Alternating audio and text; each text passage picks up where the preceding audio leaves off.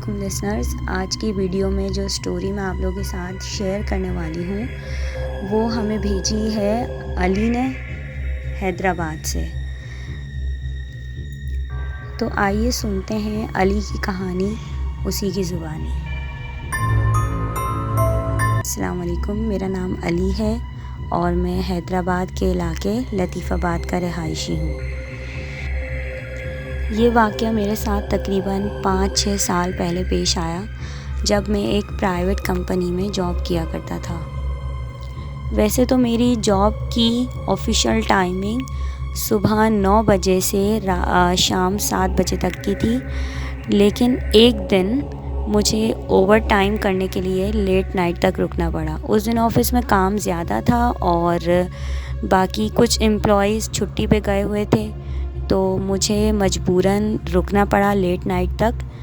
मेरे साथ उस दिन मैं और मेरे साथ मेरे ऑफ़िस के मैनेजर थे। हम दो शाम 7 बजे के बाद लेट नाइट तक काम कर रहे थे। उस वक्त रात के तकरीबन 11:30 बज रहे थे जब मेरे मैनेजर के पास उनके घर से कॉल आई। उन्होंने कॉल रिसीव करके मुझे बताया कि मेरे घर में कोई एमरजेंसी हो गई है जिसकी वजह से मुझे फ़ौरन घर जाना पड़ेगा और मैं तुम्हारे साथ मज़ीद नहीं रुक सकूँगा। जिस पे मैंने कहा कि कोई बात नहीं, आप अपने घर जाइए, बाकी का काम मैं ख़ुद अकेले संभाल लूँगा और सुबह आपको अपडेट कर दूँगा।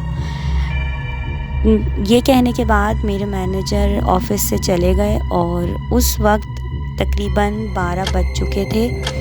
मैं ऑफ़िस में अकेला था और अपने केबिन में अपने काम में बिज़ी था कि अचानक कुछ ऐसा हुआ कि जिसकी वजह से मैं चौंक के रह गया। दरअसल हुआ ये, मैं जिस केबिन पे काम करता था, जो मेरा पर्सनल केबिन था, मैनेजर का ऑफ़िस उससे थोड़ा सा दूर बैक साइड की तरफ था। तो मैं अपने काम में बिज़ी था। मैनेजर वहाँ से जा चुके थे मुझे बता के, लेकिन उस वक्त मुझे ऐसा महसूस हुआ कि मैनेजर के ऑफ़िस से कुछ आवाज़ें आ रही हैं, किसी की प्रेजेंस मुझे फ़ील हुई और मुझे ऐसा लगा कि वहाँ पे कोई है। जबकि मैंने सोचा कि थोड़ी देर पहले तो मैनेजर वहाँ से जा चुके हैं, तो फिर ऑफ़िस में कौन है। मैंने ये ख़्याल किया कि हो सकता है कि मैनेजर किसी काम की वजह से वापस आ गए हों और वो ऑफ़िस में हों, या ये भी हो सकता है कि थकन की वजह से और नींद पूरी ना होने की वजह से ये मेरा वहम हो। खैर, मैंने इस बात को इग्नोर कर दिया और मैं जल्द अज जल्द अपने काम को ख़त्म करने की कोशिश में मसरूफ़ हो गया, क्योंकि मुझे जितना जल्दी हो सके अपने काम को ख़त्म करके घर वापस जाना था। उस वक्त मैं थकन से चूर हो गया था और मुझे नींद भी बहुत आ रही थी। इसी तरह से मैं अपने काम में बिज़ी हो गया। थोड़ी देर के बाद मुझे वॉशरूम की साइड से, जो कि मेरे राइट हैंड साइड पे था, राइट हैंड साइड पे एरिया था वॉशरूम का, वहाँ से मुझे पानी टपकने की आवाज़ आई। मैंने सोचा कि इस वक्त मेरे अलावा इस ऑफ़िस में और कोई नहीं, मैनेजर भी जा चुके हैं, इसके अलावा और कोई नहीं, तो फिर वॉशरूम में कौन है। ये सोचकर मैं अपनी जगह से उठा। अच्छा, मैं यहाँ पर आपको ये एक बात बता दूँ कि मैं बहुत बहादुर किस्म का लड़का हूँ और इन सब चीज़ों से मुझे इतनी आसानी से डर नहीं लगता है, लेकिन उस दिन पता नहीं क्यों मेरे रोंगटे खड़े हो रहे थे और मुझे किसी की प्रेजेंस मुस्तकिल फ़ील हो रही थी। जबकि मैं मैनेजर का ऑफ़िस जाके देख आया था कि वहाँ पे कोई नहीं था और वहाँ की आवाज़ों को अपना वहम समझकर भूल के अपने काम में मसरूफ़ हो गया था। लेकिन जब मुझे वॉशरूम से पानी गिरने की आवाज़ आई तो मैं खौफज़दा होकर और मजबूरन उठा अपनी जगह से और अपने लैपटॉप को बंद किया और वॉशरूम की तरफ चल दिया। मैं जैसे जैसे बढ़ता जा रहा था, मेरे रोंगटे खड़े हो रहे थे और मेरे खौफ में इजाफ़ा हो रहा था। लेकिन मैं ये भी सोच रहा था कि हो सकता है कि वहाँ पे कोई हो सकता है बिल्डिंग का गार्ड हो। मैं अपने आप को तसल्ली देता हुआ वॉशरूम के पास पहुँचा, तो मैंने अंदर देखा तो वहाँ कोई नहीं था और वॉशरूम के अंदर वॉश बेसिन का नल खुला था, वहाँ से पानी गिर रहा था।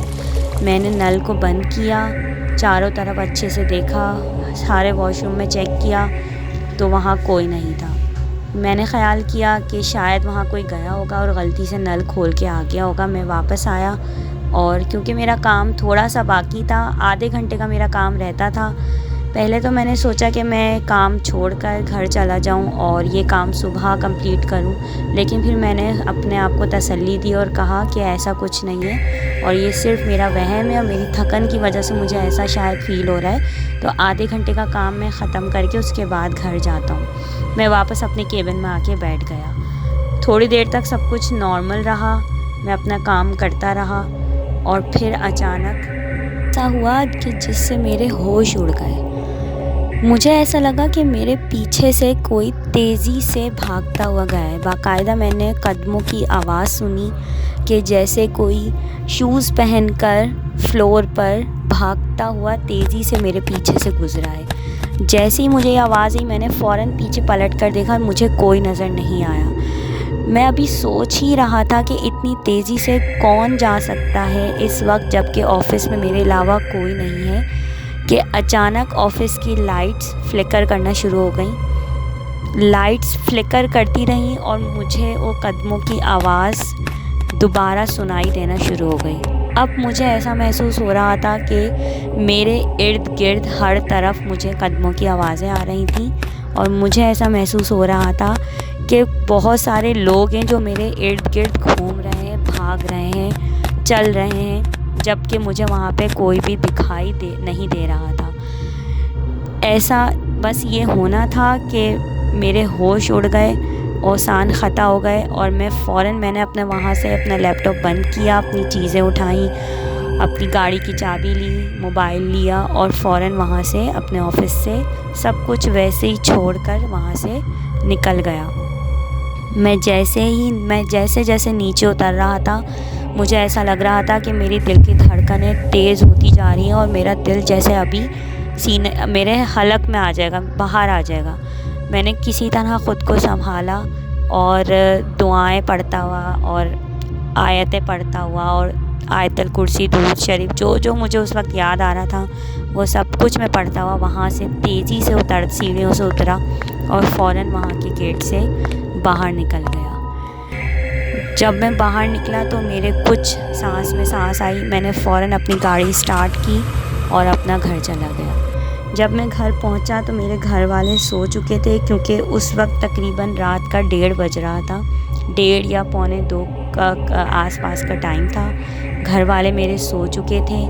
मैं अपने रूम में गया और उस वाक़ये को याद करता रहा कि आज मेरे साथ हुआ क्या है। जबकि मैं वहाँ पर तकरीबन पिछले 2 साल से जॉब कर रहा था, लेकिन और ओवर टाइम्स भी करता रहा था, लेकिन कभी मेरे साथ ऐसा नहीं हुआ जैसा उस दिन हुआ। खैर, मैंने बहुत मुश्किल से वो रात गुजारी और सुबह हुई तो मैं वापस जब ऑफ़िस गया तो सारा किस्सा अपने मैनेजर को बताया और अपने मैनेजर को कहा कि मैं अब आइंदा ओवर टाइम के लिए ऑफ़िस में कभी भी लेट नाइट तक नहीं रुकूंगा। खैर, उसके कुछ ही अरसे बाद मुझे जॉब की एक और जगह से ऑफ़र हो गई थी, तो मैंने ऑफ़िस छोड़ दिया था बहुत जल्दी। लेकिन मुझे कुछ दिनों के बाद जो मेरा एक कुलीग जो वहाँ पे काम करता था, कुछ दिन के बाद जब मेरी उससे मुलाकात हुई, उससे मेरी बात हुई, तो मुझे पता चला कि उसने भी वही चीज़ें एक्सपीरियंस की जो मैंने की थी ओवर टाइम के वक्त। जब उसका ओवर टाइम हुआ लेट नाइट तक, तो उसने भी वही सारी चीज़ें एक्सपीरियंस की, जिससे मुझे ये अंदाज़ा हुआ कि वो ऑफ़िस हो ना हो हॉन्टेड था और वहाँ पे कोई ना कोई अनदेखी पुरस्रार मखलूक की एग्जिस्टेंस थी जो कि लोगों को रात में परेशान किया करती थी। ये थी अली की कहानी, जिसे पढ़ के मुझे भी बहुत खौफ महसूस हो रहा था और ऐसा लग रहा था कि ये सारी चीज़ें मैं ख़ुद इमेजिन कर रही हूँ और सब कुछ मेरे जहन में एक मूवी की तरह चल रहा था। ये अली की कहानी थी। अगर आप भी अपने एक्सपीरियंसेस हमारे साथ शेयर करना चाहते हैं तो डिस्क्रिप्शन में दिए गए ईमेल एड्रेस पे मुझे सेंड करें, अपनी स्टोरीज़ भेजें रिटन फॉर्म में या रिकॉर्डेड फॉर्म में। हम आप अपने चैनल पे आपकी एक्सपीरियंसेस को लोगों के साथ शेयर करेंगे। And please do subscribe my channel and don't forget to press bell icon. Okay, अल्लाह हाफिज़।